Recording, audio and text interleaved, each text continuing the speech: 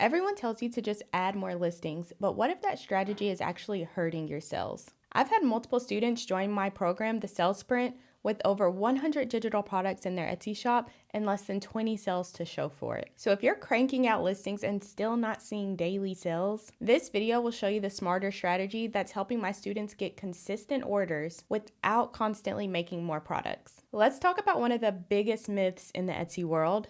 Just add more listings. You've probably heard it 100 times. The more you list, the more chances you have to get found. And on the surface, that sounds smart, right? More products equals more visibility. But here's the truth nobody tells you. If your listings aren't strategic and they're not built to convert into sales, then all you're doing is adding clutter to your shop. I mean, think about it. If you walk into a store with 200 items and no clear path, what happens? You'll most likely get overwhelmed and leave. And that's what's happening in a lot of Etsy shops. And so when these students join the sales sprint with more than 100 digital products in their Etsy shop and less than 20 sales to show for it, sometimes even less than 10 sales, it's not because they weren't working hard. They were just working hard in the wrong direction. And it's not their fault. That's what happens when you follow advice meant for algorithms and not for real buyers. So here's the shift you need to make if you want daily sales in your Etsy shop. It's not about how many products you list,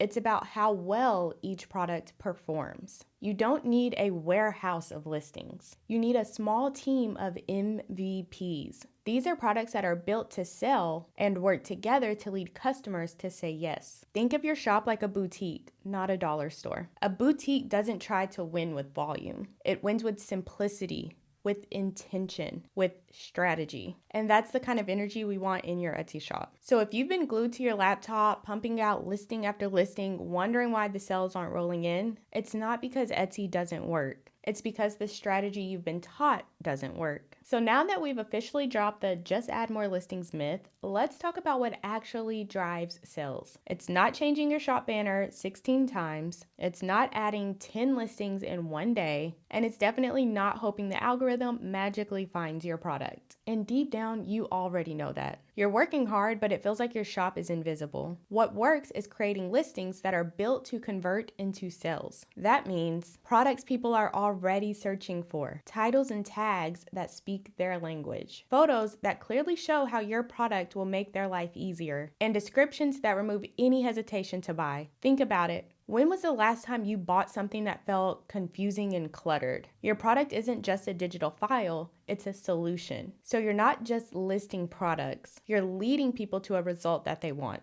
So when someone is scrolling Etsy at 10 p.m. and they're exhausted because they've been fighting with their toddler for the last 2 hours trying to get them to sleep, they are not looking for pretty. They are looking for practical. And your listing should instantly say, this is exactly what you need. When you focus on quality over quantity, sales stop feeling random and start feeling inevitable because your shop is doing the selling for you even when you're asleep. Now let's talk about one of the simplest ways to boost your sales without creating new products. It's something I teach inside of the sales sprint, and I call it the cluster strategy. Most Etsy sellers list digital products one by one, hoping something takes off. But your customer doesn't want a random product. They want a solution. When you create a product cluster, you're not just creating a digital product. You're creating a mini experience that solves a specific problem in various ways. For example, let's say you sell invitations. Instead of just selling one invitation, you create a cluster that includes a birthday invitation,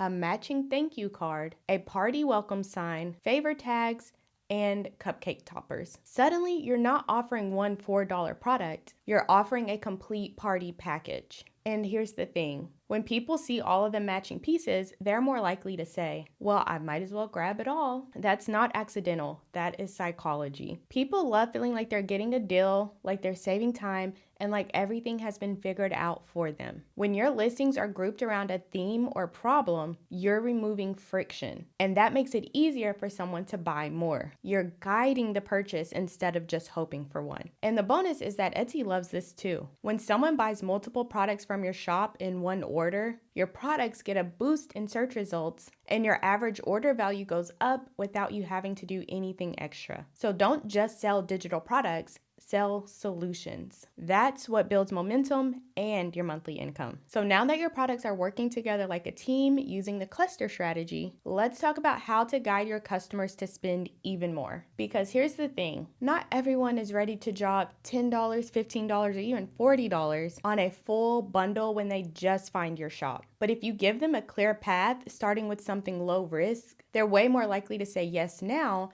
and come back later for even more. This is where the value ladder comes in. Instead of only offering your big bundle, you start with a $2 to $3 intro product that solves one specific problem and feels like a no-brainer for them to buy. That entry-level product builds trust. It gets them to take the first step. And once someone has bought from you even just once, they're 60 to 70% more likely to buy from you again. And that's because a principle in buyer psychology called commitment and consistency. When someone says yes to something small, they begin to see themselves as someone who shops from your brand. So saying yes again feels aligned to them. My student Lauren used this strategy and saw a big shift in her sales. She offers high-value digital products for around $3, and because they solve a real problem and deliver so much value, people naturally go on to buy her $40 bundle without hesitation. That's the power of the value ladder. You're not just increasing your average order value. You're building a shop experience that naturally leads people from a small yes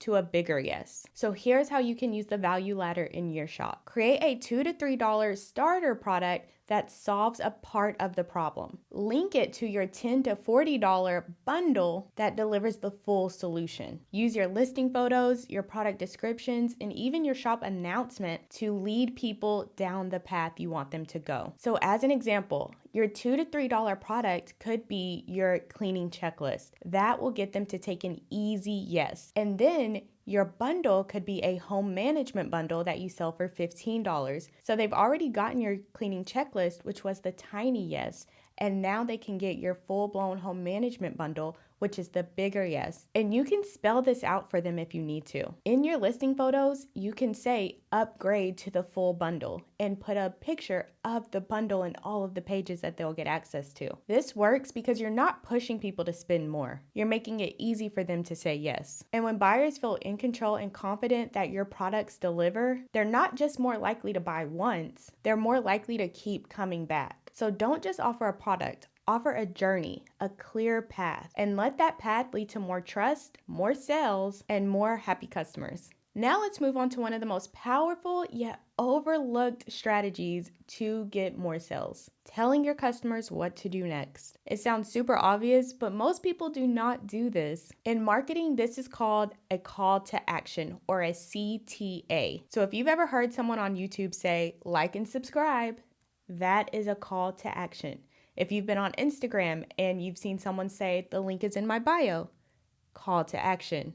If you've been on Instagram and someone says, comment guide and I'll send you a free download, that is a call to action. So why does this matter? Because people do not always explore on their own. Even if they like your product, if you don't tell them what to do next, they'll likely just leave. That means missed sales, lower order values, and people leaving your shop who would have happily bought more if only you would have told them what to do next. So here's how to use the CTA strategy inside of your Etsy shop to gently lead your customers through the path to more purchases without being salesy or pushy. The first place you can add your CTA is in your listing photos. You want to add a visual CTA that can say, pair this with the matching checklist, or also available in pink. People process images faster than text. So having your call to action be an image can catch their attention while they're already in buying mode. The second place you can add a CTA is in your product description. You can insert a sentence near the top that says something like, love this, grab the full bundle here, where you link to the full bundle that you want them to buy. Or, need this for more than one kid, grab the family set here. When you remove friction, like for them needing to search around in your shop to find the bundle, you reduce decision fatigue, which makes it easier for them to say yes.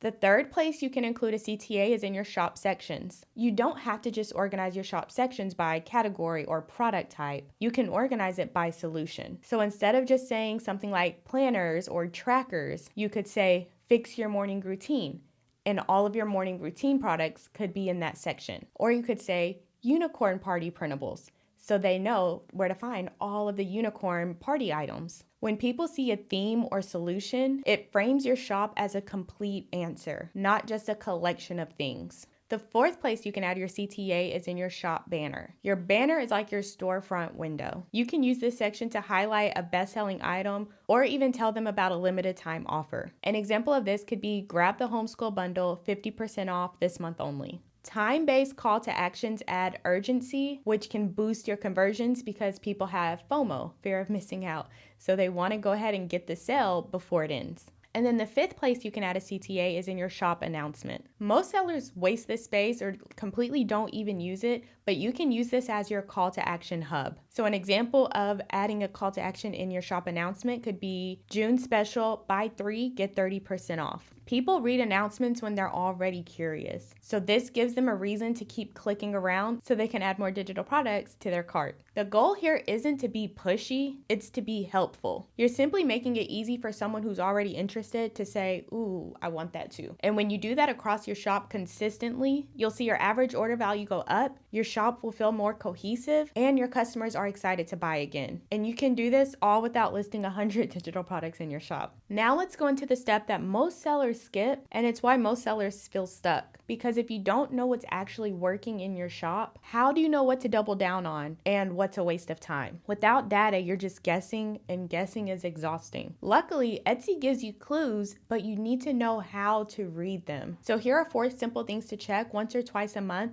that can completely change the amount of money you're making in your Etsy shop. The first thing you want to check are your views. Which listings are getting the most eyeballs? These are the products Etsy is already showing to shoppers. That means Etsy sees potential in this product, so lean into it. The second thing to look for are favorites. Which items are people saving? That shows interest. If those listings aren't converting into sales just yet, you might just need stronger listing photos or a more strategic pricing strategy. The third thing you want to look at is sales. And I know this one is obvious, but don't just look at what's selling. Look at why it's selling. What type of product is it? What problem does it solve? What keywords are working? And then the fourth thing you want to look at is order size. Are people just buying one item or are they buying multiple items? If someone bought 3 products in one order, that is not random. That is a cluster. Build around that pattern. When you track these things consistently, you know exactly what to focus on.